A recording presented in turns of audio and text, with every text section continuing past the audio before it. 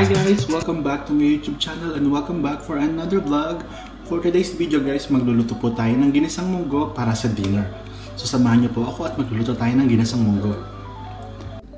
So ngayon guys, papakita ko sa inyo ang ating mga kailangang ingredients sa pagluluto ng ating ginisang munggo.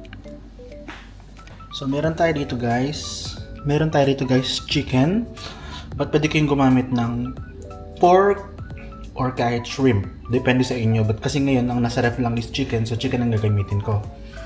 So, kailangan din natin ng ginger, onion, garlic, at saka kamatis. Itong munggo natin guys, medyo nalabog ko na siya. So, ginamit ko yung pressure cooker namin. Kaya parang naging brown yung color niya instead of green. So, ayan. Magpapakulo lang tayo ng water and igigis na natin yung mga other ingredients. Gigisa ko yung sibuyas, bawang, kamatis, luya. Then, gigisa rin natin yung chicken. Then, after that, so guys, start natin igisa yung chicken.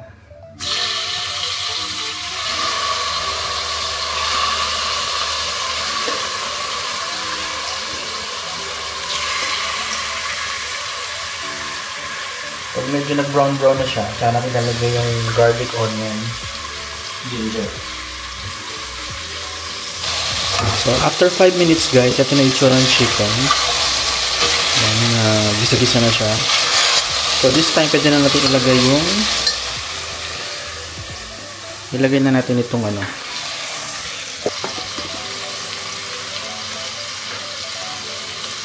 So, lagay na natin itong ginger and garlic. Sabayin natin sa dalawa.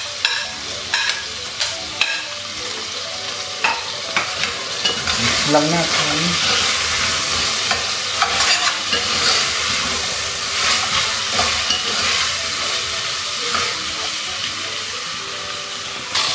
Mix lang natin. Then kapag nag-golden brown na yung garlic, sabay na natin yung tomatoes and onion.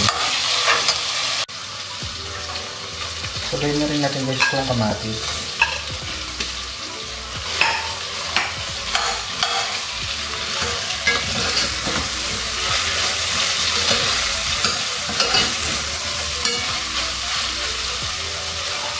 Then, lagyan na lang natin yung onion.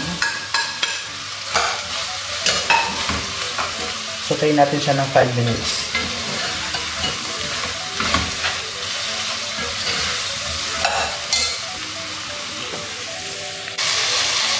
Pag nadurog na yung kamatis, pwede na natin ilagay yung munggo. Then, water. Lagyan natin siya ng hot water guys, para yung mga sunog-sunog sa gilid, mas-scrape natin siya kasi pandagdag lasa din yun. Ngayon yung mga brown-brown na yun sa gilid. Masarap din yung lasa ng pesa. So guys, maglagay tayo ng chicken cubes. Yan, dalagan lang natin siya dyan. Tapos mag-add na rin tayo ng pepper. Yan, mag-add tayo ng pepper. Dinurog ko na lang yan. Mix-mix lang natin. Then later, ita-transfer ko siya sa NutriCook kasi medyo malaki pala yung medyo marami yung munggo kasi hindi siya kakasya dito sa kaldero. So, isasalin ko na lang ito sa NutriCook. Tapos doon ko na lang continue yung pagluluto. Guys, salin natin sa NutriCook yung ating sinutay na karne at saka yung sibuyas, bawang, ginger.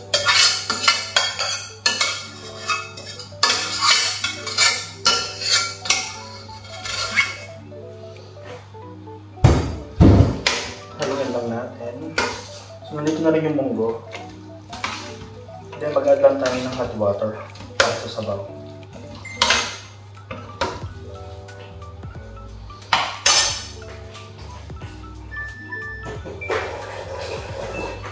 So guys, maglagay na tayo ng hot water para pang sabaw sa ating ginisang munggo.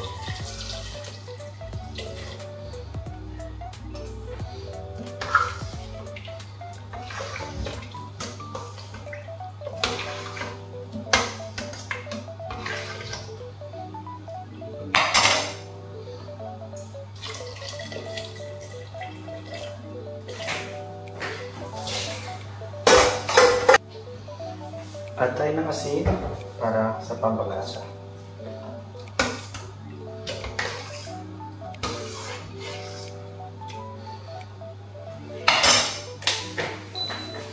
And then, sautay natin siya ng 10 minutes, guys. Balikan natin siya ng after 10 minutes.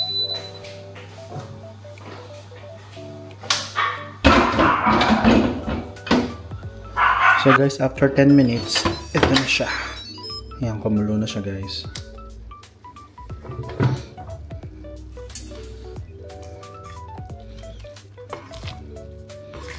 Ito na ang ating ginisang munggo. Then, lutuin pa ulit natin siya ng another 10 minutes.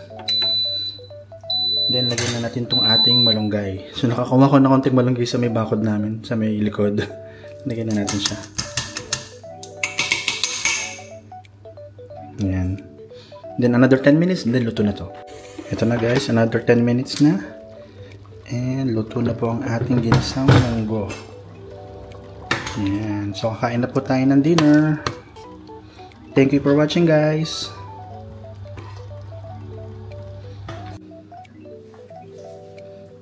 That's it, guys. Ito ang ating ginisang munggo.